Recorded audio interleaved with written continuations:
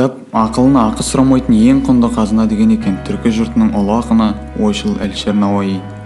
Осы сынды кітап туралы бірнеше құнды пікірлерді сіз де жақсы білесіз. Расында, қай ғасырда да кітаптың алатын орны бөлек. Кітап кемелденуге көмектеседі. Қаншама технологиялар шығып жатыр. Бірақ бұлардың бәрі кітапты алмастыра алмасы анық. Оқыған адамның күні қашанда жарық. Кітап оқу зейін қойып оқуды үйретеді. Шығарманың мазмұнын дұрыс түсіну үшін зейін қойып оқу керек. Бұл қабілеттің сізге кез келген жерде пайдалы болары сөзсіз. Сондай-ақ кітап оқу объективті болуды, дұрыс шешім қабылдауды үйретеді. Қорытындылай келе, бала ерте жастан кітаппен дос болса, болашақта ол көзі ашық, көкірегі ояу адам болып қалыптасады. Кітап оқу миға жасалған жаттығу.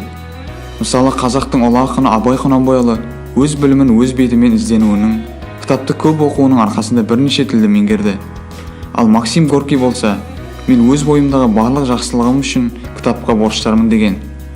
Ломоносовты жас шағында оқуға шамасы келмей, әбден есейген кезде оқыған.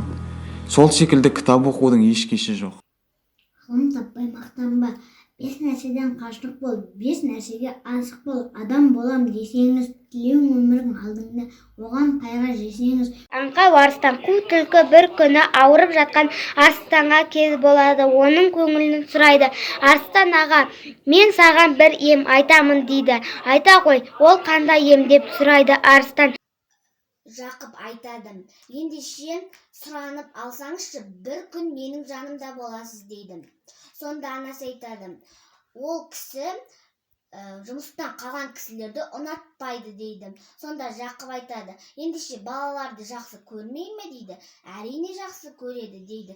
Ендеше мен айтты дей салсаңызшы дейді. Сонда анасы, басшыға мен не деп айтамын дейді. Сонда Жақып айтады, Жақып ауырып қалды деп айта салыңыз, сенетін шығар дейді. Бір күнде бір сиқыршы сүймен патшаға мәңгі өмір сыйлайтын суды сыйға тартқан екен.